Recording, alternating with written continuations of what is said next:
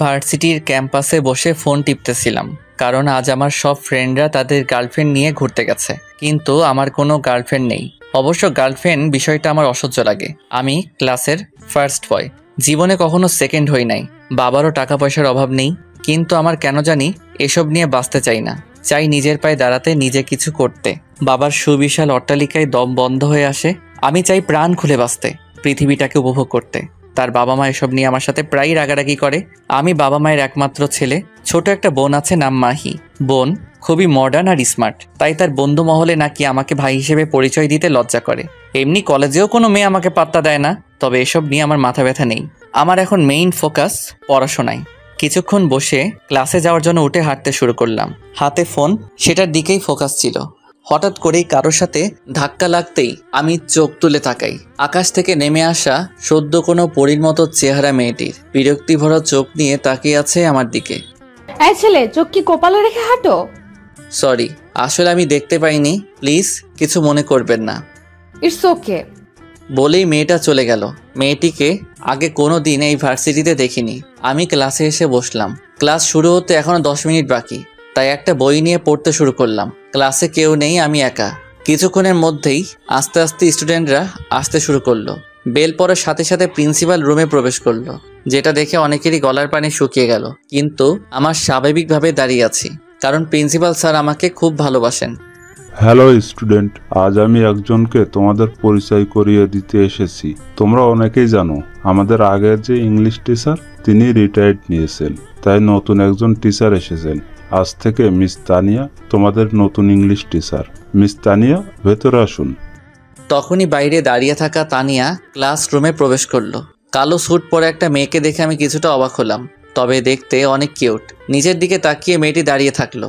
আমি ঠিকমতো দেখলাম, এই তো সেই মেয়েটা যাকে আমি সকালে ধাক্কা দিয়েছিলাম। আল্লাহ জানে তার আজকে কি হবে। প্রিন্সিপাল আবার বলতে শুরু করলেন, উনি হলেন মিস তানিয়া। আমেরিকা থেকে উচ্চ ডিগ্রি নিয়ে দেশে এসেছেন। ওনার বাবা মা দেশেই থাকতেন, আর উনি দেশকে খুব ভালোবাসেন, তাই ওনার বিদেশে অনেক জবের অফার থাকলেও দেশে এসেছেন। এবং আমরা খুব আনন্দিত যে উনি আমাদের এখানে জয়েন করেছেন। মিস তানিয়া, তাহলে সবার সাথে পরিচয় হন। আমি আসি। Okay sir. কথাটা বলে প্রিন্সিপাল চলে গেলেন। তখন মেয়েটি মানে তানিয়া ম্যাডাম উপরের দিকে তাকালেন, তাকিয়ে বলতে শুরু করলেন, স্টুডেন্ট আমার যেহেতু আজকে প্রথম ক্লাস, তাই সবার সাথে পরিচিত হয়ে নেই আগে। এরপর অল্প কিছু পড়াশোনা করে কাল থেকে পুরো দমে ক্লাস শুরু হবে। এই যে ছেলে, প্রথম ডেস্কে বসা, তোমার থেকে শুরু করো। একজন একজন করে সবার পরিচয় দাও। আমার দিকে তাকিয়ে কথাটা বললেন তানিয়া ম্যাডাম। আমি চুপচাপ উঠে দাঁড়ালাম। জি, আমি রাজ চৌধুরী। এরপর একে একে সবাই নিজের পরিচয় দিল। পরিচয় পর্ব শেষে ম্যাম বই নিয়ে পড়াতে শুরু করলেন। ঠিক তখনই শামীম, রেহান, রিমি 3 জন প্রবেশ করলো। এই 3 জন আমার ফ্রেন্ড। সারাদিন ঘুরে বেড়ানো আর পরীক্ষার সময় আমার পিছনে পিছনে ঘোরা ছাড়া আর কোনো কাজ নেই এদের। বাবা মায়ের আদরে বাদর হয়েছে এক একটা। পারমিশন ছাড়াই প্রবেশ করায় তানিয়া ম্যাম পিছন ফিরে তাকালেন। এই যে হ্যালো, ক্লাসে ঢোকার সময় পারমিশন নিতে হয়, জানো না? এই, আপনি কে বলুন তো? আর আমরা পারমিশন নিব কিনা সেটা আমাদের বিষয়, আর আমরা কাউকে পরোয়া করি না, বুঝছো? রেহানের কথা শুনে ম্যাম অনেক রেগে গেলেন। এসেই ঠাস করে ওর গালে একটা চর বসিয়ে দিলেন। রেহান ফিরিয়ে হাত বাড়ালো, ঠিক তখনই আমি হাত ধরলাম। কি করছিস কি? উনি আমাদের নতুন ইংরেজি ম্যাম। কি বলিস কি এগুলা? সরি ম্যাম, বুঝতে পারিনি। বেয়াদব, ক্লাস থেকে বের হয়ে যাও তোমরা। আমার সামনে আর 1 মিনিট দাঁড়ালে খুন করে ফেলবো। ম্যাম, ওদের হয়ে আমি আপনার কাছে ক্ষমা চাচ্ছি। বুঝতে পারিনি, ক্ষমা করে দিন প্লিজ। আজ শুধু তুমি বলছো বলে ওদের ছেড়ে দিলাম। আরেকদিন এসব দেখলে প্রিন্সিপাল স্যারকে বলে সোজা টিসি হাতে ধরিয়ে দেব। ক্লাস শেষ করে আমি বেরিয়ে আসছিলাম, তখন পিছন থেকে ম্যাম ডাক দিলেন। আমি ম্যামের রুমের সামনে গিয়ে দাঁড়ালাম। ভয় হচ্ছে প্রচণ্ড। যদি কিছু বলেন সকালের বিষয় নিয়ে। কি হলো? ওইখানে দাঁড়িয়ে কি দেখছো? এখানে এসো। আমি ভিতরে প্রবেশ করলাম। এক কোণে চুপচাপ দাঁড়িয়ে রইলাম। ম্যাম তখন নিচের দিকে তাকিয়ে কিছু লিখছিলেন। কলমটা রেখে আমার দিকে তাকালেন। সকালে তোমার সাথে ওরকম বিহেভ করেছি, তার জন্য সরি। আপনি কেন সরি বলছেন? দোষটা আমার ছিল। তুমি তো ক্লাসের ফার্স্ট বয়, আর তোমার প্রশংসা প্রিন্সিপাল স্যারের কাছে অনেক শুনেছি। তুমি নাকি তোমার বাবার বিশাল সম্পত্তি রেখে এখানে সাদামাটা চলাফেরা করো। স্যার একটু বাড়িয়েই বলেছেন, তবে যত সম্ভব নিজে কিছু করার চেষ্টা করব। গুড। বাট তোমার একটা জিনিস আমার কাছে খারাপ লাগলো। কি ম্যাম? প্লিজ বলুন, আমি শোধরানোর চেষ্টা করব। তুমি এত ভালো একটা ছেলে হয়ে ওই বাজে ছেলে মেয়েদের সাথে ফ্রেন্ডশিপ করছো, এটা তোমার করা একদমই ঠিক হয়নি। ম্যাম, ওদের সাথে ছোট থেকে একসাথে বড় হয়েছি। ওরা একটু দুষ্টু, কিন্তু একদিন ঠিকই ভালো হয়ে যাবে। রাজ, তুমি যেভাবে পৃথিবীটাকে মনে করো সহজ, পৃথিবীটা তত সহজ নয়। বড় রহস্যময় এই পৃথিবী। ওদের কাছ থেকে যথাসম্ভব দূরে থাকার চেষ্টা করবে। একটা কথা হয়তো জানো, সৎসঙ্গে স্বর্গবাস আর অসৎ সঙ্গে সর্বনাশ। আমি আমার সর্বোচ্চ চেষ্টা করব। এই তো, গুড বয়। আচ্ছা, তাহলে এখন কি বাসায় যাবা? জি। ওকে, সাবধানে যাও। আমি ম্যামের রুম থেকে বেরিয়ে আসলাম, মুখে মৃদু হাসি নিয়ে। এই হাসির কারণ অজানা। আমার এরকম অদ্ভুত হাসি দেখে রেহান, শামীম, রিমা এগিয়ে আসলো। কি তাহলে আমাদের দেবদাসের জীবনেও প্রেম এসে গেছে, তাও প্রথম দিনেই? আরে কি বলিস তোরা? এসব আজে বাজে প্রেমে পড়ার চেয়ে কার্টুন দেখে হাসতে হাসতে খাট থেকে পড়ে যাওয়া ভালো। তবে যাই বলিস, মেয়েটা কিন্তু দেখতে সেই, কি নরম হাত। ওর হাতে থাপ্পড় খেয়ে নিজেকে ভাগ্যবান মনে হচ্ছে। কথাটা শুনে আমার রাগ হতে লাগলো। ছি রেহান, তুই এত খারাপ? উনি আমাদের শিক্ষক, আর শিক্ষককে নিয়ে এসব বাজে মন্তব্য করতে তোর একটু মুখে বাঁধলো না? এটা কিন্তু রাজ একদম ঠিক বলেছে। রেহান, ইদানিং একটু বেশি উচ্ছৃঙ্খল হয়ে যাচ্ছিস। আচ্ছা সরি বাবা, আমি তো শুধু কথা বলেছি। ওদিকে রাজ্যে ম্যামকে নিয়ে কল্পনার রাজ্য সাজাচ্ছে আর একা একা হাসছে তার বেলায়। রাজ শিওর ম্যামের প্রেমে পড়েছে, না হলে আমরা গণিতের টাকলা স্যারকে নিয়ে কত বাজে মন্তব্য করি, তখন তো কিছু বলে না। তাহলে এই ম্যাডামকে নিয়ে কথা বলতেই কেন রেগে গেল? প্রেম হলো একটা পরীক্ষা, যেখানে পাশের হারের চেয়ে বাঁশের হার অনেক বেশি। আর তোমরা যেহেতু বাঁশ খেতে খেতে অভ্যস্ত, তাই বাঁশ খাও, আমি গেলাম। কথাটা বলেই আমি বাড়ির দিকে রওনা দিলাম, আর সবাই ব্যস্ত হয়ে গেল আড্ডায়। ওদিকে তানিয়াও সব কাজ শেষ করে বাসায় ফিরল। এখানে তানিয়াদের একটা বাসা আছে। তানিয়া আর ওর এক বান্ধবী থাকে। ওই বান্ধবী নার্সিং কলেজে পড়ে, আর তানিয়ার বাবা মাও দেশে নেই, তাই তানিয়া ওর বান্ধবীর সাথে শেয়ার করে থাকে। আমি বাড়ি ফিরে ড্রয়িং রুমে দেখলাম ছোট বোন মাহি হাঁটুর সমান একটা জামা পরে বসে আছে, ফোনে কারোর সাথে চ্যাট করছে। আমি ঘরে ঢুকে সোফায় বসলাম। মাহি, তুই আজকে কলেজে যাস নাই? আর এসব কি পরে বসে আছিস? কতটা নোংরা আর বাজে দেখাচ্ছে। আমি তোর মতো খ্যাত না প্রতিদিন কাঁধে ব্যাগ ঝুলিয়ে কলেজে যাব, আমার আরো অনেক কাজ আছে।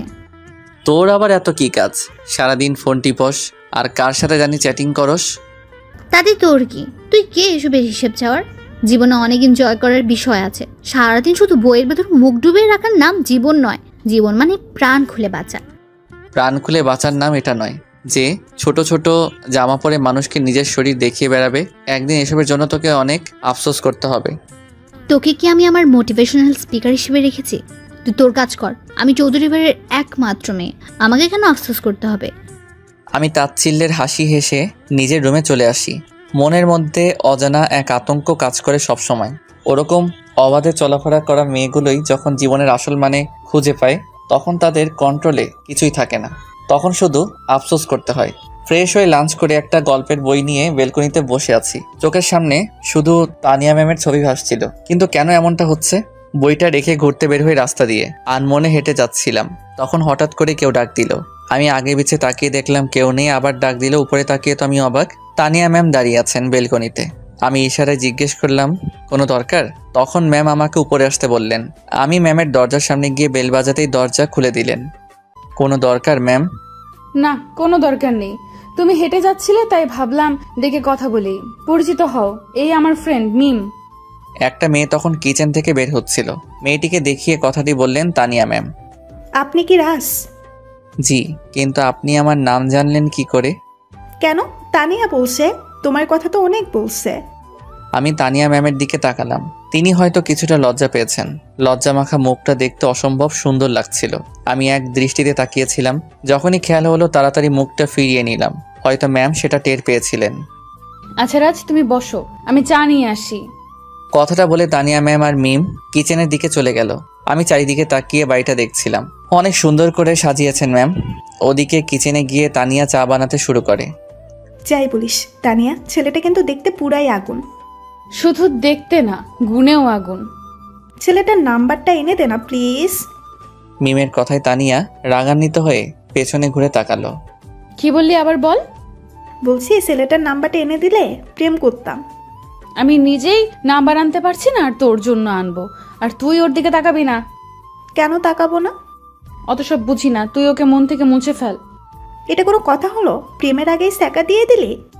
তানিয়া মুচকি হেসে চায়ের কাপ নিয়ে ড্রয়িং রুমে আসলো। আমি তখন নিচের দিকে তাকিয়ে চুপচাপ বসেছিলাম। এরপর আমরা অনেকক্ষণ গল্প করে, ম্যাম আপনার আব্বু আম্মু কোথায়? বাবা আমার দেশের বাইরে থাকেন। আজ তাহলে আসি ম্যাডাম। ঠিক আছে। আচ্ছা, একটা কথা। জি বলুন ম্যাম। তোমার নাম্বারটা দেওয়া যাবে? মানে কোনো দরকার হলে কল করব। আমি নাম্বারটা দিয়ে বাড়িতে চলে আসি। ওদিকে তানিয়া নাম্বারটা সেভ করে মিমকে দেখায়। মিম মন খারাপ করে বসে থাকে। জানো, রাগ করো কেন? ওর থেকে অনেক ভালো ছেলে আমি তোমাকে এনে দেব।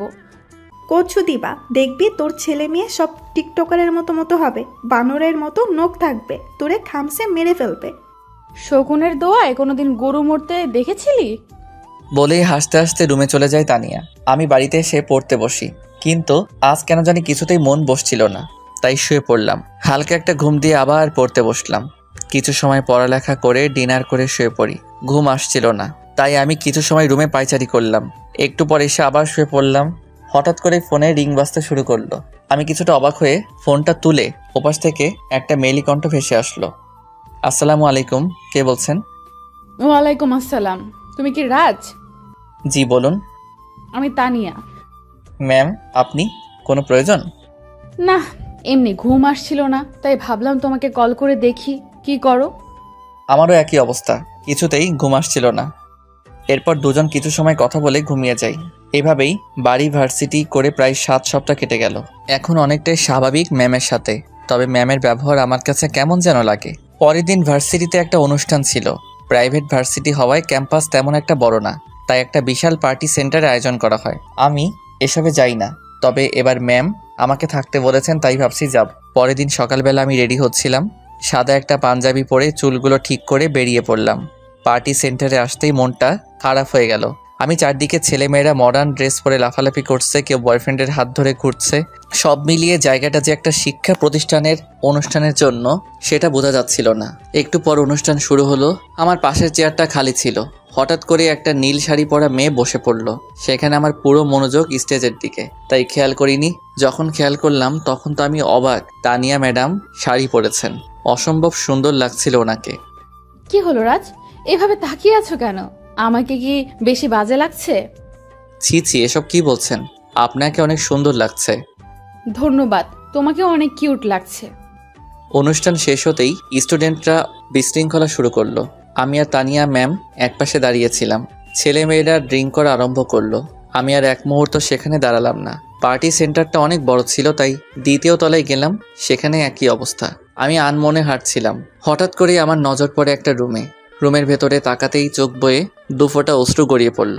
ভিতরের কেউ নয়, আমার একমাত্র ছোট বোন মাহি একটা ছেলের সাথে অন্তরঙ্গ সম্পর্কে লিপ্ত আছে। আমি আর থাকতে পারলাম না, সোজা নিজের বাসায় চলে আসলাম। পিছন থেকে ম্যাম অনেকবার ডাকলেও না শুনেই হাঁটছিলাম। আমার এমন ব্যবহারে তানিয়া কিছুটা অবাক হলো। বাড়িতে এসেই আমি আব্বু আম্মুকে চিৎকার করে ডাকতে থাকলাম। আমার চিৎকার শুনে বাবা মা নিচে নামে। কি হয়েছে রাজ, এরকম চিৎকার করছো কেন? আমি কতবার নিষেধ করেছিলাম মাহিকে এভাবে অবাধ ঘোরাফেরা থেকে বাধা দাও, না তোমরা আমার কথা শুনলে না। আজ যদি ওকে বাধা দিতে এরকম দিন দেখতে হতো না। কি হয়েছে বাবা, বল আমাদেরকে। আমি সব ঘটনা খুলে বললাম। আম্মু সোজা মাটিতে বসে পড়ল। পুরো বাড়ি নিস্তব্ধ। কিছুক্ষণ পর মাহি বাড়িতে প্রবেশ করলো। কোথায় গিয়েছিলি? কোথায় যাব, কলেজে গিয়েছিলাম। আমি নিজের রাগকে কন্ট্রোল করতে পারলাম না, গিয়ে কয়েকটা থাপ্পড় বসিয়ে দিলাম মাহির গালে। বাবা নিশ্চয় হয়ে দাঁড়িয়ে দেখছিলেন, কারণ কখনো আমাকে এতটা ভয়ঙ্কর দেখায়নি। আব্বু আম্মু তোমরা দাঁড়িয়ে কি দেখছো? রাজ আমার গায়ে হাত তুললো কেন? বেশ করেছে, যে কাজটা এতদিন আমরা করতে পারিনি আজ সেই কাজটা ও করেছে। এতদিন ঠিক মতো তোকে শাসন করলে আজ তুই এত নিচে নামতে পারতি না। আমি টেনে নিয়ে রুমের দরজা আটকে রাখি মাহিকে। কখনো চিন্তা করিনি আমার একমাত্র ছোট বোনটার গায়ে হাত তুলব, কিন্তু সময় এমনই, কখন কাকে কিভাবে কোথায় এনে ফেলে তা বোঝা বড়ই রহস্যময়। আমি কিছু ভাবতে পারছি না। রুমে গিয়ে শুয়ে রইলাম। তখনই ম্যামের ফোন আসলো। রাজ, তোমার কি হয়েছে? কিছু না ম্যাম। কিছু তো একটা হয়েছে। আমি পেছন থেকে কত করে ডাকলাম, তুমি একটাবার ফিরেও তাকালে না। আমার ফ্যামিলির কিছু প্রবলেম, কালকে ভার্সিটিতে এসে বলবো। ওকে আচ্ছা তাহলে রাখি ম্যাম। ঠিক আছে, গুড বাই। আমি মাহি রুমে গেলাম। মাহি উল্টো হয়ে শুয়ে আছে। আমি গিয়ে মাথায় হাত বুলাতে শুরু করলাম। মাহি কান্না করছে শুধু, আর কোনো কথা বলছে না। মাহি বোন আমার, বর্তমান সময়টা বড় কঠিন, লড়াই করে বাঁচতে হবে। তোকে আমি আগেই বলেছি যে আধুনিকতার অহংকারে মাটিতে পা পড়ছে না, সে আধুনিকতা একদিন মাটির সাথে মিশিয়ে দিবে। ভাইয়া আমরা দুজন দুজনকে খুব ভালোবাসি। প্রমাণ করতে পারবি? যদি পারিস, কথা দিলাম আমি তোকে ওই ছেলের সাথে বিয়ে দিব। কিভাবে করব? তুই এখনই ওই ছেলেকে কল কর আর বল তুই ওকে বিয়ে করতে চাস। আব্বু আম্মু তোর জন্য ছেলে দেখছে। মাহি আমার কথা মতো কাজ করে ছেলেটিকে কল করে বলে যে সে তাকে বিয়ে করতে চায়, কিন্তু ছেলেটি নানা অজুহাত দেখিয়ে বিয়ে করতে চায় না। মাহির আজকে জড়িয়ে ধরে কান্নায় ভেঙে পড়ে। ভাইয়া তুই আমাকে ক্ষমা করে দিস, তোকে আমি অনেক কষ্ট দিয়েছি, আমার কারণে তোকে অনেক কথা শুনতে হয়েছে। তুই বুঝতে পেরেছিস, এটাই অনেক। তোর প্রতি আমার কোনো অভিযোগ নেই। আমি মাহিকে শুইয়ে দিয়ে বাসার বাইরে চলে আসি। এসে শামীম রেহানকে কল দিই। ছেলেদের ফ্রেন্ডশিপে এ একটা জিনিস অসাধারণ। কোনো ফ্রেন্ড বিপদে পড়ে আসতে বললে একটা মেয়ে ফ্রেন্ড যেখানে 10 মিনিট টাইম নেয়, সেখানে একটা ছেলে 1 মিনিটও টাইম নেয় না। আমি সেখানে দাঁড়িয়ে থাকতে থাকতে শামীম আর রেহান চলে এলো। কি রে দোস্ত, তুই তো এই সন্ধ্যার সময় বাড়ি থেকে বেরোস না, আজকে এত আর্জেন্ট কল? দোস্ত, আমার সাথে একটা মার্ডার করতে পারবি? কি বলিস এসব? আর কাকে মার্ডার করবি? আমি শামীম আর রেহানকে পুরো ঘটনা খুলে বলে খান্নায় ভেঙে পড়ি। দোষ, ওই ছেলের পৃথিবীতে বেঁচে থাকার কোনো অধিকারই নেই। চল, আর কেউ থাকুক আর না থাকুক, আমি তোর সাথে আছি। ছেলেটিকে তো আমরা যা করার করলাম, কিন্তু মাইকে কে বিয়ে করবে? রাজ, তোদের কোনো আপত্তি না থাকলে আমি বিয়ে করব মাহিকে। আমার হয়তো বাবা মা নেই, ভালো চাকরিও নেই, তবে টিউশন পড়িয়ে যা পাবো তা দিয়ে দুজন মানুষ ডাল ভাত খেয়ে বাঁচতে পারবো। আঙ্কেল আন্টি কি রাজি হবে? সত্যি তোরা আমার রিয়েল ফ্রেন্ড। আমি আজকে আব্বু আম্মার সাথে কথা বলবো। আমি শামীম আর রেহানকে ছেলেটার ছবি দেই, ওদের যত পরিচিত আছে সবার কাছে বিটটা পাঠিয়ে দিই। আমি ফিরে আসছিলাম তখন ম্যামের বাসার সামনে আসি। কল দিবে কিনা ভেবে পাচ্ছে না, শেষে কল না করে বাসায় চলে যাই। কলিং বেল বাজাতেই ম্যাম এসে দরজা খুলে দেয়। রাজ ভেতরে আসো। আমি ভিতরে গিয়ে বসি। তখন ম্যামের বান্ধবী মিম বাড়িতে ছিল না, তাই আমার অস্বস্তি হতে শুরু করলো। ম্যাম 2 কাপ চা নিয়ে এসে বসলেন। রাজ তোমার কি এমন হলো যে এত রেগে বেরিয়ে গেলে? আমি তো টেনশনে পড়ে গিয়েছিলাম। আমি সব ঘটনা খুলে বলি ম্যামের কাছে। ম্যাম অবাক হন পুরো ঘটনা শুনে। এত কিছু ঘটে গেছে এই একদিনের মধ্যে, সত্যি জীবনটা অনেক রহস্যময়। আচ্ছা, আজ তাহলে আসি ম্যাম, কালকে ভার্সিটিতে দেখা হবে। কাল তো আমি ভার্সিটিতে যেতে পারবো না। কেন ম্যাম, কোনো সমস্যা? আরে না, কাল আমার আব্বু দেশে আসছেন, তাদের আনতে যেতে হবে। তবে কাল বিকালে তুমি একবার আসবে, আমার আব্বু আমার সাথে পরিচয় করিয়ে দেব। Okay ma'am. আমি বেরিয়ে আসি, তখন মিম উপরে উঠছিল। আমাকে দেখে মুচকি হেসে উপরে চলে যায়। আমি কিছু বুঝতে না পেরে চলে আসি। বাসায় আসার পর দেখি তার বাবা মার মুখ কালো, সবাই এই বিষয়টা নিয়ে চিন্তিত। আমি গিয়ে শামীমের কথা বলি। বাবা মা কোনো আপত্তি করেনি, পরের দিন তাকে আসতে বলে। আমি কল করে শামীম আর রেহানকে জানিয়ে দিই। মাহি রুমের সামনে যাই, চেয়ারে হেলান দিয়ে বসা ছিল, মুখটা মলিন হয়ে গেছে, সারা মুখে কান্নার ছাপ স্পষ্ট। পৃথিবীতে মৃত লাশ দেখে সবাই কাঁদে, কিন্তু জীবিত লাশের দিকে কেউ ফিরেও তাকায় না। আর মানুষ অনেক সময় জীবনে এমন আঘাত পায় যার ফলে সে জীবিত লাশে পরিণত হয়। আমি গিয়ে মাহিকে ধরে বিছানায় নিয়ে বসাই। চল আমাদের সাথে ডিনার করবি, প্লিজ বোন চল, আমাদের সাথে একসাথে থাকলে তোর ভালো লাগবে, এসব থেকে বেরোতে পারবি। ভাইয়া তুই চলে যা, আমাকে একা থাকতে দে প্লিজ। আচ্ছা একা থাকবি, এখন আগে খাবারটা খেয়ে নেই, কাল তোকে দেখতে আসবে। কি? কে আমাকে বিয়ে করবে? আমি কারো জীবনে অভিশাপ হয়ে যেতে চাই না কারো সুন্দর জীবনকে আমার নোংরা জীবনের সাথে জড়িয়ে নষ্ট করতে। কী সব বলছিস? আমার ফ্রেন্ড শামীমকে তো চিনিস, ওই তোকে বিয়ে করতে চায়। এসব কথা পরে হবে, এখন চল আগে ডিনার করবি। আমি টেনে নিয়ে বসাই মাহিকে, নিজের হাতে খাইয়ে দিয়ে আবার রুমে এনে শুয়ে দিই। পরের দিন সকালে শামীম আর রেহান আসে আমাদের বাসায়। আমার বাবা মায়ের সাথে কথা বলে। দেখো বাবা, মাহি আমার একমাত্র মেয়ে, সারা জীবন যা চেয়েছে তাই দিয়েছি। তুমি যখন ওকে বিয়ে করতে চাচ্ছ আমাদের কোনো আপত্তি নেই। তোমার আব্বু আম্মু মারা গেছেন আমরা শুনেছি, এখন থেকে তুমি আমাদের বাসায় থাকবে, যদি কোনো আপত্তি না থাকে। তুমি তো আমাদের ছেলের মতো। রাজও এখন লেখাপড়া করছে, লেখাপড়া শেষ করে রাজের সাথে আমাদের বিজনেস জয়েন করবে। কি ভাগ্য দেখ, বিয়ের আগেই বাড়ি আর পড়ালেখা শেষ করার আগেই চাকরি কনফার্ম হয়ে গেল। আঙ্কেল, আমাকে কি কোনোভাবে আপনার কোম্পানিতে নেওয়া যায় না? রেহানের কথাই সবাই হেসে উঠল। রেহান, তুমি তো আমার ছেলের মতো, তুমি যেদিন চাইবে সেদিনই চাকরি কনফার্ম। আঙ্কেল, আমি একটু মায়ের সাথে কথা বলতে চাই। রাজকে বলো উপরে নিয়ে যাবে, ততক্ষণ আমি রেহানের সাথে একটু গল্প করি। আমি শামীমকে উপরে নিয়ে যাই। এদিকে রেহান একটু পর পর আজব আজব কথা বলে সবাইকে হাসাচ্ছে। রেহান ছেলেটা এরকমই, যখনই ওদের বাড়িতে আসে পুরো বাড়ি মাথায় তুলে রাখে। ওদিকে তানিয়া আর মিম এয়ারপোর্টে এসে বসে আছে। একটু পর তার আব্বু আম্মু বের হয়। তানিয়া দৌড়ে গিয়ে তাদের জড়িয়ে ধরে। কেমন আছিস মা? কতদিন পর তোকে দেখলাম। খুব ভালো আছি, তোমরা কেমন আছো? আমরা আগে ভালো ছিলাম না, এখন ভালো হয়ে গেছি তোকে দেখে। আমি তো পর, আমাকে কেউ চোখে দেখে না। অভিমানে সুরে বলল মিম। তানিয়ার মা গিয়ে মিমকে জড়িয়ে ধরল। তুমি তো আমার মেয়ে, তোমাকে কি করে ভুলে যাব। সবাই গাড়িতে বসে আছে। অনেকদিন পর দেশের প্রকৃতি দেখে। তানিয়ার বাবা মাও খুব খুশি। এবার যখন দেশে আসছি তোদের দুইটারে বিয়ে দিয়ে তারপর যাব। আমি তো রাজি ছিলাম, কিন্তু তোমার মেয়ে তো কেড়ে নিল। তোমাদের কথার আগাগোড়া কিছুই বুঝি নাই। আম্মু ওসব আবল তাবল কথা বলে, ওর কথা তুমি বিশ্বাস করবে না। আমি বললেই তো আবল তাবল। আন্টি জানো, তোমার মেয়ে তার ছাত্রের প্রেমে পড়ছে, এখন বলতে পারছে না। আমার প্রিন্সেসের পছন্দ খারাপ হতে পারে না, ওই ছেলেকে তুলে এনে আমার মেয়ের সাথে বিয়ে দিব। তানিয়া কিছুটা লজ্জা পায়। ওদিকে রাজ শামীমকে মাহির ঘর দেখিয়ে দিয়ে বাইরে দাঁড়িয়ে থাকে। শামীম মাহির রুমে ঢুকে কাউকে দেখতে পেল না। বেলকনিতে গিয়ে দেখলো মাহি চুপচাপ বসে আছে। কি করো মাহি? কিছু না, বসে আছি। তুমি তো সবকিছু শুনছো, তোমার কি মতামত? দেখেন, আপনি ভাইয়ার ফ্রেন্ড, সাথে অনেক ভালো একজন মানুষ। আপনি আমার মতো একটা খারাপ মেয়েকে কেন বিয়ে করবেন? আপনি আমার থেকে অনেক ভালো মেয়ে ডিজার্ভ করেন, আর আমি কারো অনুগ্রহ হয়ে তার জীবনে যেতে পারবো না। তুমি কি মনে করছো তোমার ঘটনার কারণে অনুগ্রহ করে তোমাকে বিয়ে করেছি? তা নয় তো কি? দেখো মাহি, আমি তোমাকে অনেক আগে থেকেই পছন্দ করি, শুধু তুমি রাজের বোন বলে বলতে পারিনি। আর তোমার সাথে যা ঘটেছে তা শুধু একটা অ্যাক্সিডেন্ট মাত্র। প্লিজ তুমি রাজি হয়ে যাও। মাহি মুচকে একটা হাসি দেয়। শামীম হাসি মুখে মাহিকে জড়িয়ে ধরে। আমি অনেকক্ষণ থেকে দাঁড়িয়ে থাকতে থাকতে ভিতরে প্রবেশ করি। এ অবস্থা দেখে মুচকি হাসে মাহি, লজ্জা পেয়ে বেরিয়ে যায়। আমি বেরিয়ে আসি। আমি তখন ম্যাম বাসায় আসার পর। কেমন আছো? জি অনেক ভালো। ভেতরে আসো, তোমার ম্যাম উপরে আছে। আমি ভিতরে যাই। একটু পর তানিয়া ম্যাম আসে, সাথে তার বাবা মাও। আমি তানিয়ার বাবা মাকে সালাম দেই। ওনারাও হাসি মুখে আমার সাথে গল্প করে। আসলে আমার আসার কারণ হচ্ছে আমার ছোট বোনের বিয়ে 3 দিন পর। আপনারা সবাই গেলে খুব খুশি হব। অবশ্যই যাব, তোমার আব্বু আম্মুর সাথে দেখা করার অনেক ইচ্ছে। তাহলে আজ আমি যাই, বাড়িতে অনেক কাজ। আমি নিজের বাড়িতে এসে রুমে গিয়ে শুয়ে আছি। প্রতিটা মুহূর্তই ম্যামের কথা মনে হতে থাকে। ম্যামের ক্লাসে যতটা রাগী তার সাথে ততটাই হাসি খুশি। একটা মানুষের দুইটা বিপরীত রূপ। ওদিকে তানিয়া ওর নিজের রুমে বসে আছে চেয়ারে হেলান দিয়ে। আমাকে প্রথম যেদিন দেখেছিল সেদিনই নিজের মনের ভিতর অদ্ভুত এক ফিলিংস কাজ করেছে। আমার প্রতিটা কাজ মুগ্ধ করে তানিয়াকে।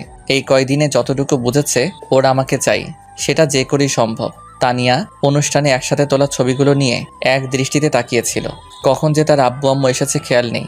তাদের দেখতেই ফোনটা লুকিয়ে ফেলে। আব্বু আম্মু তোমরা কখন আসলে? আসছি, কিছু সময় হলো। ছেলেটাকে কি সত্যি তোর পছন্দ? তোর পছন্দ হলে আমাদের জানাতে পারিস, আমরা ছেলেটার বাড়ির লোকের সাথে কথা বলবো। সারা জীবন তুই যা চেয়েছিস আমরা সেটাই তোকে এনে দিয়েছি। তোর যাকে পছন্দ তার সাথেই আমরা তোর বিয়ে দিব। আশা করি এতে তোর বাবারও কোনো আপত্তি থাকবে না। আমার কেন আপত্তি থাকবে? আমার প্রিন্সেস যাকে তার প্রিন্স বানাতে চাই তাকে আমরা সদর গ্রহণ করব। তানিয়া তার বাবা মায়ের কথায় অনেক খুশি হয়, বাবা মাকে জড়িয়ে ধরে। I love both of you, তোমরা পৃথিবীর শ্রেষ্ঠ বাবা মা। হয়েছে, আর পাম দিতে হবে না। তবে রাজ কি রাজি হবে আমাকে বিয়ে করতে? কেন হবে না? আমার মেয়ে কি দেখতে কোনো রাজকন্যার চেয়ে কম? প্রশ্ন সেটা নয়, আমি ওর থেকে বড়, আর ও আমাকে শিক্ষক ছাড়া অন্য কোনো নজরে দেখে না। আর আমি ওর অমতে কিভাবে বিয়ে করব? তাহলে তো চিন্তার বিষয়। তুমি ওকে তোমার মনের কথা বলে দাও, দেখো রাজি হয় কিনা। রাজি হলে তো ভালো, কথায় রাজি না হলে অন্য ব্যবস্থা। দেখতে দেখতে মাহির বিয়ের দিন এসে গেল। শামীম আর মাহিকে অনেক সুন্দর করে সাজানো হয়েছে। মাহিকে দেখতে অনেকটা রাজকন্যার মতো লাগছে। আমিও খুব খুশি। একে একে সব গেস্ট আসতে শুরু করলো। তানিয়া ম্যাম আর তার বাবা মাও আসলো। তানিয়া মনে মনে চিন্তা করলো আজই আমাকে তার মনের কথা বলবে, কিন্তু কিভাবে সে সুযোগ খুঁজতে লাগলো। সবাই ব্যস্ত। আমি একটা চেয়ারে বসা ছিলাম। তখন রেহানের বোন মাইশা আর কিছু মেয়ে এসে পাশে বসলো। আমি ওদের সাথে গল্প করছিলাম। বেশ হেসে হেসে দূর থেকে এটা দেখছিল তানিয়া কাছে যাবে, কিন্তু কাছে গেলে কি বলবে সে আর থাকতে পারলো না। কাছে যেতে দেখলো একটা মেয়ে আমার গা ঘেঁষে বসে হাত ধরে কথা বলছিল। তানিয়া মনে মনে ভাবলো হয়তো মেয়েটির সাথে আমার কোনো সম্পর্ক আছে, কিন্তু আমি তো কখনো এই ব্যাপারে কিছু বলিনি। তানিয়া কোনো কথা না বলে চুপচাপ নিজের বাসায় চলে আসলো। বাসায় এসে দরজা বন্ধ করে কান্না করতে লাগলো। কেন করলে এরকম রাজ? সারা জীবন কোনো ছেলের দিকেই তাকায়নি, শুধু একজনকে ভালোবাসবো বলে। সেই একজন হয়তো তুমি ছিলে। এটা ভেবে মনের গভীরে কত ভালোবাসার খেলাঘর তৈরি করেছিলাম। আজকে এক নিমিষে সেগুলো ভেঙে দিলে। কেন এমন করলে? কেন কেন? এখন তো আমার বেঁচে থাকার আর মরে যাওয়ার সমান। ভালোবেসে যারা জীবন দিয়ে চলে গেছে তারাই ভালো করেছে, তা না হলে প্রতিদিনই নতুন করে মনের মরণ হইতো। ওদিকে আমি তানিয়া ম্যামের বাবা মাকে নিজের বাবা মায়ের সাথে পরিচয় করিয়ে দেই। আমার বাবার সাথে ওনারা গল্প করছিলেন। আমি প্রথমে ম্যামকে দেখেছিলাম, এরপর কোথায় গেলেন আর খুঁজে পেলাম না, তাই ওনার ফ্রেন্ড মিমকে দেখে কাছে পেলাম। মিম আপু, ম্যাম কোথায়? ম্যামকে দেখছি না। কেন, এখানেই তো ছিল, কল করে দেখো। আমি বারবার ফোনে ট্রাই করছি, কিন্তু কল কেটে দিচ্ছেন। কোনো কাজে আটকে গেছেন ভেবে আমি আবার ব্যস্ত হয়ে পড়ি। ওদিকে আমার বাবার সাথে গল্প করতে করতে আমার আর তানিয়ার বিষয়টি বলেন। আমার বাবা রাজি থাকলেও মা কিছুটা অমত পোষণ করেন, মেয়ে বয়সে বড় বলে। দেখুন ভাই, আপনার মেয়ে লেখাপড়া করছে, এখন চাকরি করছে, খুব ভালো কথা। এখন ওদের একটা সম্মতির বিষয় আছে, যদি ওরা রাজি থাকে আমাদের কোনো সমস্যা নেই। আলহামদুলিল্লাহ, আমার মেয়ে রাজি, সমস্যা নেই। এখন রাজ বাবা রাজি থাকলে সমস্যার সমাধান। তবে এইসব বিষয় নিয়ে আমরা পরে একদিন কথা বলবো। তানিয়া রুমে শুয়ে কান্না করে যাচ্ছে। বিয়ে হয়ে গেলে রেহান, মাইশা আর আমি মিলে বাসরঘর সাজাচ্ছি। মাহি বাসর ঘরে বসে আছে, মনের মধ্যে অজানা এক ভয় কাজ করছে। একটু পর শামীম প্রবেশ করলো। মাহি এগিয়ে এসে সালাম করলো। আমি তোমার কাছে কখনোই জোর করে স্বামীর অধিকার খাটাতে আসবো না, যতক্ষণ পর্যন্ত তুমি মেনে নিবে। সারাদিন অনেক দখল গেছে, এখন চলো শুয়ে পড়ো। মাহির কেন জানি অভিমান হলো। ওদিকে মিম বাসায় গিয়ে তানিয়ার কাছে যায়। তানিয়া, কি হয়েছে? কান্না করছিস কেন? আর বিয়েতেও দেখলাম না, কি হয়েছে? তানিয়া মিমকে জড়িয়ে ধরে কান্না করতে লাগলো। আচ্ছা, তুই না বললে কিভাবে বুঝবো আমি কি হয়েছে? মিম, আজকে যখন বিয়েতে গেছিলাম তখন দেখলাম রাজ একটা মেয়ের কাছে বসে হাত ধরে গল্প করছিল। মনে হচ্ছিল যেন তাদের দুজনের অনেক দিনের চেনা জানা। তানিয়ার কথায় মিম হাসতে হাসতে নিচে পড়ে গেল। এটা দেখে তানিয়া আরও রেগে যায়। দোস্ত, তুই পারিসও বটে। একটা ছেলে একটা মেয়ের হাত ধরে কথা বললে কি তারা গার্লফ্রেন্ড বয়ফ্রেন্ড হয়ে যায়? হয়তো ওটা ওর কাজিনও হতে পারে। কাজিন হলে গা ঘেঁষে হাত ধরে কথা বলতে হবে? ওকে যখনই দেখেছি অন্য কারোর হাত ধরেছে, তখন আমার মাথা ঠিক রাখতে পারি নাই। সামনে থাকলে ওরে খুন কইরা আমিও মরে যেতাম, তাই চলে আসছি। আচ্ছা, তুই কি পাগল? ছেলেটা জানেও না যে তুই ওকে ভালোবাসিস। তোর জন্য মেয়ের সাথে কথা বলাটা স্বাভাবিক নয়। পারলে ওরে গিয়ে বল, আর এখানে দেবদাস না হয়ে বসে থেকে ফোনটা অন কর। আমরা কত কল করলাম, কলটাও ধরলি না। আঙ্কেল আন্টি কত টেনশন করছিল। আচ্ছা, সত্যি কি ওই মেয়েটা ওর কাজিন? আচ্ছা ধর, যদি ওই মেয়েটা ওর জেফ হয় তাহলে তুই কি করবি? প্লিজ এমন বলিস না দোস্ত, আমার কান্না পাচ্ছে। তুই এক কাজ কর, দোকান থেকে রশ্মি কিনে রাখ। যদি অ্যাকসেপ্ট না করে তাহলে আত্মহত্যা করে মরতে পারবি। কুত্তি, তোকে আমি বসি পজিটিভ চিন্তা করতে, তুই উল্টো আমাকে ভয় দেখাচ্ছিস। কোথায় ভয় দেখালাম? সমাধান দিলাম। পরদিন সকালে ঘুম ভাঙতেই মাহি দেখলো সে শামীমকে শক্ত করে জড়িয়ে ধরে আছে। কিছুটা লজ্জা পেল ঘুমন্ত মুখটা দেখে। সত্যি লোকটার মনটা অনেক ভালো, না হলে আমার মতো একটা মেয়েকে বিয়ে করতো। জীবন বড় রহস্যময়। সময় বদলে যায় জীবনের সঙ্গে, আর জীবন বদলে যায় সম্পর্কের সাথে। কিন্তু সময় বদলায় না। আপনজনের সঙ্গে শুধু আপনজনই বদলে যায় সময়ের সঙ্গে। এক সপ্তাহ আগে যাকে আপনজন ভেবে নিজের সর্বস্ব বিলিয়ে দিয়েছিলাম, আজ তাকে খুঁজে পাওয়া দুষ্কর। কিন্তু যাকে কখনো নিজের করে পাবো বলে চিন্তাও করিনি, আছে কত আপনজন। কি হলো ম্যাডাম, এমন করে তাকে কি দেখছেন? হঠাৎ করে শামীম চোখ খুলে কথাটা বলে। মাহি লজ্জা পেয়ে কিছু না বলে ছেড়ে উঠে আসতে চাইলে শামীম পেছন থেকে টান দিয়ে নিজের উপরে ফেলে। কাছে এসে কেন দূরে চলে যেতে চাও? সময় হলে এমনিতেই কাছে পাবেন। সেই সময় কখন আসবে প্রিয়? আসবে খুব শীঘ্রই। বলেই মাহি ফ্রেশ হতে চলে যায়। ওদিকে আমি উঠে ফ্রেশ হয়ে ভার্সিটিতে যাওয়ার জন্য তৈরি হচ্ছি। ভার্সিটিতে গিয়ে চুপচাপ ক্লাসে বসে আছি। মনের মধ্যে একটা শঙ্কা কাজ করছে। ম্যামের ফোন কাল থেকে। ক্লাসের সময় হয়ে গেল, ম্যাম ক্লাসে প্রবেশ করলেন। পুরো ক্লাস নিলেন, একবারও তার দিকে তাকালেন না। বিষয়টা কেমন যেন লাগলো আমার। কেন এমন করছেন ম্যাম? তাহলে কি সে কোনো বেয়াদবি করেছে? আজ ক্লাস শেষে একবার দেখা করতে হবে। আমি বাকি সব ক্লাস করে কিন্তু কিছুতেই মনোযোগ দিতে পারছিলাম না। বারবার ম্যামের অদ্ভুত ব্যবহারের জন্য খারাপ লাগছিল। কোনো মতে ক্লাস শেষ করে ম্যামের রুমের সামনে গেল, কিন্তু রুমে তালা ঝুলছে, তার মানে চলে গেছেন। বাসায় একবার যাব, যদি মাইন্ড করেন। রাজ কিছুতেই শান্ত হতে পারছিলাম না, মনের মধ্যে অজানা একটা আবেগ কাজ করছিল। আমি ম্যামের বাসার সামনে গেলাম। ম্যামের মা এসে দরজা খুলে দিল। তানিয়াকে ম্যামকে তার মা আমার কথা বললে রুমে যেতে বলে। আমি ম্যামের রুমের সামনে গেলাম। ম্যাম, আসতে পারি? আসো। আমি রুমে ঢুকলাম। অনেক সুন্দর পুরো রুমটা। লম্বা বেলকনিতে একটা দোলনা ঝোলানো, বিছানার পাশে সুবিশাল বুক সেল।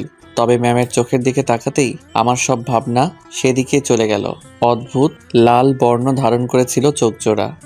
তুমি কি জন্য যেন এসেছিলে? আসলে ম্যাম, আমি যদি নিজের অজান্তেই কোনো ভুল করে থাকি তার জন্য সরি। কাল মাহির বিয়ে থেকেও না জানিয়ে চলে এলেন। আজ ক্লাসেও আমার দিকে একবারও তাকালেন না। সব মিলিয়ে আপনার ব্যবহারটা অদ্ভুত লাগছিল।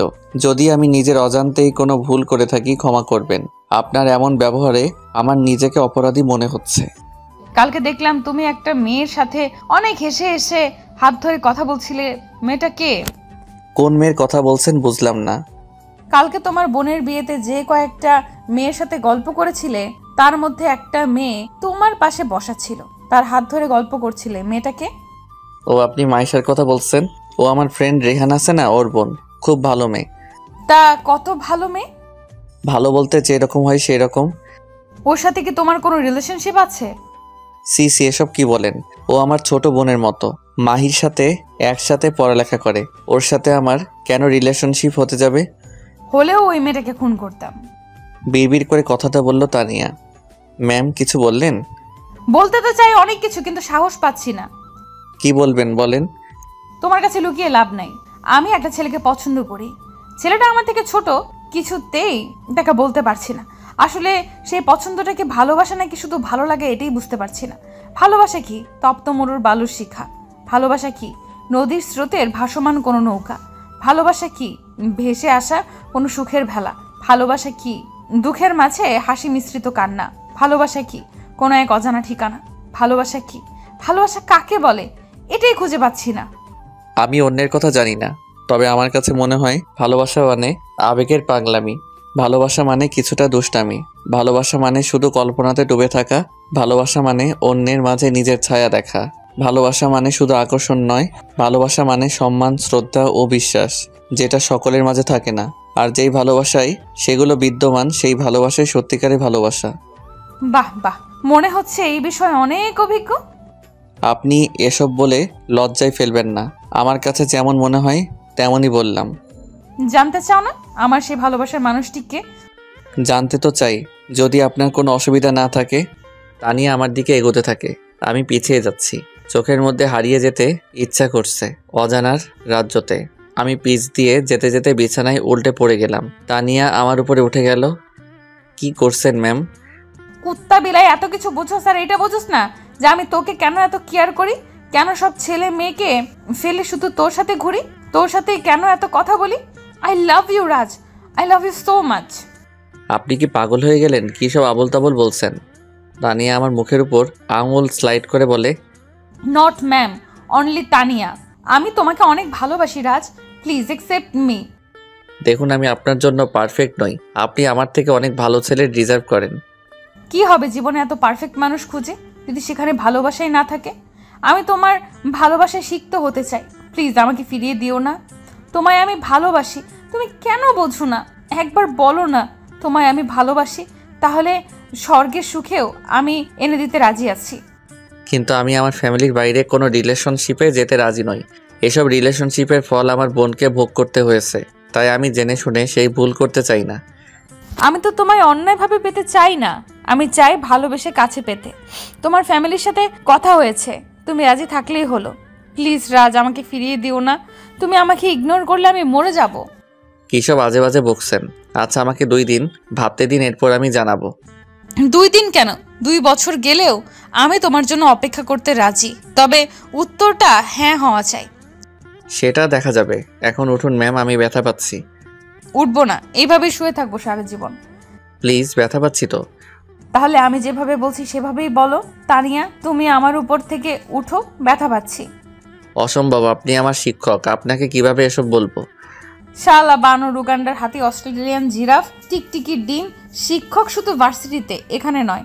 যতক্ষণ না পর্যন্ত উঠবো না এইভাবেই শুয়ে থাকবো। আমি বুঝতে পারলাম তাকে বলতেই হবে, তাই চোখ বন্ধ করে বললাম, তানিয়া তুমি আমার উপর থেকে উঠো, ব্যথা পাচ্ছি।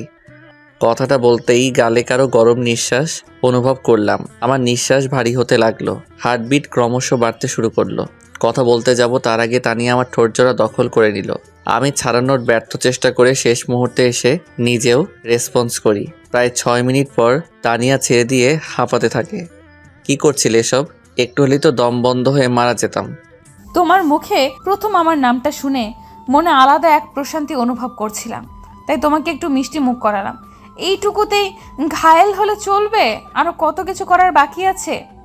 বললাম তো 2 দিন পর জানাবো। এর আগে এসব করলে ডিরেক্ট না করে দিব। কথাটা শোনা মাত্র তানিয়া আমার উপর থেকে উঠে যায়। এতক্ষণ পর হাঁপ ছেড়ে বাঁচলাম। উঠে চলে আসি নিজের বাসায়। রুমে এসে মুচকি হাসছি। চোখের সামনে ম্যামের সেই পাগলামোগুলো ভাসছিল। তাহলে কি সত্যি ম্যাম আমাকে ভালোবাসেন, নাকি এটা ক্ষণিকের মোহ মাত্র? কিন্তু তার চোখের গভীরতা বলল এটা সত্য। আমি এখন কি করব? অ্যাকসেপ্ট করব নাকি করব না? মন বলছে অ্যাকসেপ্ট করতে। এসব ভাবতে ভাবতে ঘুমিয়ে গেলাম। পরের দিন সকালে ভার্সিটির উদ্দেশ্যে রওনা দিব, তখন রেহানের কল। দোষ, তুই কই? আমি তো বাসায় ভার্সিটির জন্য বের হচ্ছি। তুই শামীমকে নিয়ে তাড়াতাড়ি চলে আয়। নিউ মার্কেটের সামনে ওই ছেলেটাকে পেয়েছি, যে মায়ের সাথে। কি বলছিস? পেয়েছিস? ধরে রাখ, আমরা এক্ষুনি আসছি। আমার পক্ষে ধরা সম্ভব না, ওরা 4-5 জন। আমি ওদের ফলো করছি, তোরা আয়। ওদিকে ঘুম থেকে উঠে ফ্রেশ হয়ে আয়নার সামনে দাঁড়িয়ে আছে মাহি। চুল থেকে অল্প অল্প পানি পড়ছে, অসম্ভব সুন্দর লাগছে তাকে। হঠাৎ কারোর হাতের স্পর্শে কেঁপে ওঠে মাহি। পেছনে ফিরতে লজ্জা মাখা চোখে তাকায় শামীম। অদ্ভুত এক দৃষ্টি নিয়ে তাকিয়ে আছে। মাহি শামীমের গলা জড়িয়ে পিছনে ঘুরল। শামীম মাহির গলায় নাক দিয়ে স্লাইড করতে থাকে। ওদিকে মাহির প্রাণ যায় যায় অবস্থা, হার্ট অ্যাটাক করে মারা যাবে মনে হচ্ছে। ঠিক তখনই আমি এসে দরজায় নক করি। আচ্ছা, তোমার ভাইটা কি আসার আর টাইম পায় না? শালা যখনই একটু রোমান্টিক মুডে যাই তখনই এসে হাজির। বলেই দরজা খুলে দিল মাহি। শামীমের কথাই হাসি আটকে রাখতে পারল না, তাই হেসে যাচ্ছে। আমি কাছে এসে মাহিকে হাসতে দেখে চোখ থেকে অশ্রু গড়িয়ে পড়ল। এটা দেখে মাহির হাসি থেমে গেল। ভাইয়া কান্না করছিস কেন, কি হয়েছে? অনেক দিন পর তোকে হাসতে দেখলাম এভাবেই। সারা জীবন হাসি খুশি থাকিস।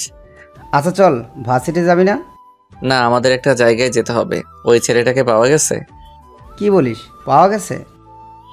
রেহান ওকে ফলো করছে, আমাদেরকে যেতে বলছে। তাহলে তাড়াতাড়ি চল, ওর জীবন না নেওয়া পর্যন্ত আমার শান্তি নেই। কথাটা বলেই শামীম দৌড় দেয়। আমিও যেতে নিব। মাহির টি শার্ট চেপে ধরে, কিন্তু আমি ছাড়িয়ে চলে যাই। ওদিকে মাহির মনে অজানা ভয় কাজ করছে। ওই ছেলেটা অনেক ভয়ঙ্কর। যদি শামীম আর আমার কিছু হয়ে যায়, সে বাসায় শুধু পাইচারি করতে থাকে। ওদিকে রাজ যাওয়ার সময় পুলিশকে কল করে আসতে বলে। গিয়ে দেখে তারা রেল লাইনের উপর বসে কিছু একটা নিয়ে কথা বলছে। 5 জন ছেলেকে দেখে কিছুটা ঘাবড়ে যায় তারা। 3 জন কিভাবে এই ছেলেগুলোর মোকাবেলা করবে। কিন্তু শামীম একটা রড নিয়ে এগিয়ে অপ্রস্তুত থাকায় গিয়েই একজনকে শুইয়ে, তখন আমি আর রেহানও 2টা লাঠি নিয়ে বেধড়ক পেটাতে আরম্ভ করি। ওদের মধ্যে একজন শামীমকে ধাক্কা দিয়ে ফেলে দেয় রেল লাইনের উপরে। পরে মাথা ফেটে রক্ত বের হতে থাকে। ওকে ধরতে আমি আর রেহান যাই। তখন পেছন থেকে একজন আমার পিঠে ছুরি চালিয়ে দেয়। রেহান চিৎকার দিয়ে পাশে থাকা পাহাড়টা দিয়ে লোকটার পায়ে আঘাত করে। ছিটকে পড়ে লোকটা। তখনই পুলিশ চলে আসে। আমার রক্ত পড়ার কারণে জ্ঞান হারিয়েছি। শামীম আর রেহান হসপিটালে নিয়ে যায়। ওদিকে খবর পেয়ে আমার বাবা মা আর মাহিও চলে আসে। সবাই কান্না করছে। আমার ফোন, মানিব্যাগ সবকিছু শামীমের কাছে দেয় নার্স। ওদিকে ভার্সিটিতে এসে আমাকে না পেয়ে অবাক হন তানিয়া। কি হলো, ছেলেটার ক্লাস শেষ করে কল করেন। আমার ফোন আসতেই ধরে শামীম। তানিয়া ম্যাডাম কল করেছেন। এই তুমি আজকে ভার্সিটিতে আসলে না কেন? আমি কত ওয়েট করেছি জানো? কি হয়েছে? ম্যাম, আমি রাজ নয়, আমি শামীম। রাজ হসপিটালে। কেন, কি হয়েছে ওর? সকালে সব ঘটনা খুলে বলে শামীম। তাসনিয়ার হাত থেকে ফোনটা পড়ে যায়। তাড়াতাড়ি করে হসপিটালে চলে যায়। যেহেতু মাহির বিয়েতে আমাদের ব্যাপারে কিছু কথা হয়েছিল, তাই কারোরা চিনতে সমস্যা হলো না। আমাকে অপারেশন থিয়েটারে নিয়ে যাওয়া হয়েছে। বাইরে দাঁড়িয়ে আছে সবাই। সবার চোখ থেকে অশ্রু গড়িয়ে পড়ছে। হঠাৎ করে ডাক্তার বের হয়ে আসলেন। রোগীর অতিরিক্ত রক্তক্ষরণ হয়েছে, তাই এই মুহূর্তে বি নেগেটিভ রক্ত লাগবে। এখানে তো কারোর বি নেগেটিভ রক্ত নেই মনে হয়। আমার আছে আঙ্কেল, আমি রক্ত দিব। আসুন আমাদের সাথে। তানিয়া ডাক্তারের সাথে যায়, রক্ত দিচ্ছে আর পাশের বেডে শুয়ে থাকা নিস্তব্ধ নিথর প্রিয় মানুষটার দেহ দেখছে। বুকটা ফেটে যাচ্ছে তার। রক্ত দিয়ে এসে বাইরে বসে বসে কান্না করে যাচ্ছে। তানিয়া এটা দেখে মাহির কাছে আসে। প্লিজ এতটা ভেঙে পড়বেন না, ভাইয়া ঠিক হয়ে যাবে। তানিয়া মাহিকে জড়িয়ে ধরে কান্না করতে থাকে। তানিয়ার বাড়ি থেকেও আব্বু আম্মু আর মিম আসছিল। অনেক চেষ্টা করছে বাসায় নিয়ে যাওয়ার জন্য, কিন্তু যায়নি। রেহান আর শামীম সবাইকে জোর করে বাসায় পাঠিয়ে দেয়। এখানে শুধু আমার বাবা থাকেন। আমার বাবা তানিয়ার কাছে আসেন। এতটা ভালোবাসো আমার ছেলেকে? তানিয়া কান্না করে আমার বাবাকে জড়িয়ে ধরে। রাত প্রায় 10টা, এখনো কেউ এক ফোঁটা পানিও মুখে তোলেনি। হঠাৎ ডাক্তার এসে বলেন আমার জ্ঞান ফিরেছে। সবার মুখে কিছুটা স্বস্তির ভাব আসে। প্রথমে আমার বাবা ভিতরে যান, একটু পর শামীম আর রেহান যায়। কেমন আছিস রাজ? ভালো। মামা তুই এটা কোনো কাজ করলি বল? আমি আবার কি করলাম? কি বলে? এমন একটা ভাব করছে যেন কিছুই জানে না। আরে বেটা, আমাদেরকে না জানিয়ে যে ইংরেজি ম্যামের সাথে লাইন মারতেছ। আরে না, কি সব বলছিস? আর বাটপারি করবি না। সুস্থ হওয়ার সাথে সাথে ট্রিট দিতে হবে। ম্যাম কাল থেকে এসে এখানে কান্নাকাটি করছে, তোকে রক্ত দিয়ে বাঁচালো, কালকে থেকে কিচ্ছু খাচ্ছে না। এর মানে কি আমরা কি বুঝি না? রেহানার শামীম বেরিয়ে আসলে তানিয়া প্রবেশ করে। আমি তাকিয়ে থাকতে পারলাম না। তানিয়ার দিকে চোখ মুখ শুকিয়ে গেছে, মায়াবী মুখটা মলিন হয়ে গেছে দেখে বোঝা যাচ্ছে অনেক কান্না করছে। কেমন আছো? খুব ভালো। আসলে খুব ক্ষুধা লাগছে, কিছু খাবার কি পাওয়া যাবে? তুমি একটু ওয়েট করো, আমি এক্ষুনি নিয়ে আসছি। আমি মুচকে আসলাম। তাহলে কি সত্যি ম্যাম আমাকে ভালোবাসে? যদি সত্যি ভালোবেসে থাকে তাহলে আমি আর কষ্ট দিব না, নিজেও সারা দিব তার ভালোবাসায়। প্রায় 5 মিনিট পর ম্যাম খাবার নিয়ে রুমে প্রবেশ করলেন। আমার ক্ষুধা লাগেনি, এরপরেও বললাম, কারণ খাবারটা ওনাকে খাওয়াবো বলে। ম্যাম আমার মুখের সামনে খাবার এনে বলল, হা করো রাজ। আমি চুপচাপ খেয়ে নিলাম। অনেক যত্ন করে খাইয়ে দিচ্ছেন ম্যাম। বাকিটা আপনি খেয়ে নিন ম্যাম। না, আমি খেয়েছি, তুমি খেয়ে নাও। আমি জানি কতটা খেয়েছেন, এখন চুপচাপ খেয়ে নিন। আমি পরে খাবো, এখন তুমি খেয়ে নাও। তানিয়া আমি দিচ্ছি, তুমি খাবে না? তানিয়া কথাটা শুনে অদ্ভুত দৃষ্টিতে কতক্ষণ চেয়ে রইল, চোখ থেকে অশ্রু গড়িয়ে পড়ল নিজের অজান্তেই। খাবার রেখে আমাকে জড়িয়ে ধরে কান্না করে দিল। তোমার মুখ থেকে এরকম কথা শোনার জন্য আমি কত অপেক্ষা করেছি তুমি চিন্তাও করতে পারবে না আমি কতটা খুশি হয়েছি। হয়েছে তো, এখন খেয়ে নিন। তানিয়া খাবারটাকে আমার পাশে এসে বসলো, মুখে দুষ্টু হাসি। আমি অবাক হয়ে তাকিয়ে আছি। এভাবে তাকিয়ে কি দেখছো? কিছু না। আচ্ছা, আপনি সত্যি আমাকে ভালোবাসেন? আমার এমন প্রশ্নে মুখটা মলিন হয়ে গেল তানিয়ার। কত কিছু করেও আমাকে ছোট্ট কথাটি সে বোঝাতে পারেনি। তানিয়া আর থাকতে পারলো না, কান্না করে দিল। কি হলো, কান্না করছেন কেন? আমি কি করলে কিভাবে বুঝলা? তুমি বুঝবে, আমাকে বলো রাজ, আমি তোমাকে ভালোবাসি। বুঝলাম। কি বুঝলা? বুঝলাম যে আপনি আমাকে ভালোবাসেন। তাহলে আমার উত্তরটা? এখনো 2 দিন হতে 4 ঘন্টা বাকি, 4 ঘন্টা পরে জানাবো। তানিয়া রাগ করে চলে যেতে নিলে আমি হাত ধরে আটকে ধরলাম। ভালোবাসি। কাকে? আমার স্বপ্নের রাজকন্যাকে, যাকে প্রথম দেখার পর থেকে মনের মধ্যে ভালোবাসার ফুল ফুটতে শুরু করেছে তাকে। সেই রাজকন্যাটাকে? এখন আমি যার হাত ধরে শুয়ে আছি সে। তানিয়া মুচকি এসে পাশে বসলো। প্রায় 4 দিন পর আমাকে হসপিটাল থেকে ছাড়া হলো। এই কয়দিন তানিয়াও আমার সাথে ছিল। আমি এই কয়দিন তানিয়ার ভালোবাসা ভরা শাসনগুলো সহ্য করেছি। 2 বাড়ির লোকজন আমাদের বিয়ের দিন তারিখ ঠিক করেছে। 10 দিন পর আমাদের বিয়ে। এই কয়েকদিনে তানিয়া আর মাহির ভালো ফ্রেন্ডশিপ হয়ে গেছে। দেখতে দেখতে গায়ে হলুদের দিন চলে আসলো। রাত পোহালেই আমি তার হয়ে যাব। এইভাবে তানিয়ার খুশি আরও ধরছে। নিজের বাসার ছাদেই গায়ে হলুদের অনুষ্ঠানের আয়োজন করা হয়েছে। রুমে বসে সাজছিল তানিয়া। তখন একটা ছেলে এসে অনেক সুন্দর একটা গিফট বক্স দিয়ে গেল।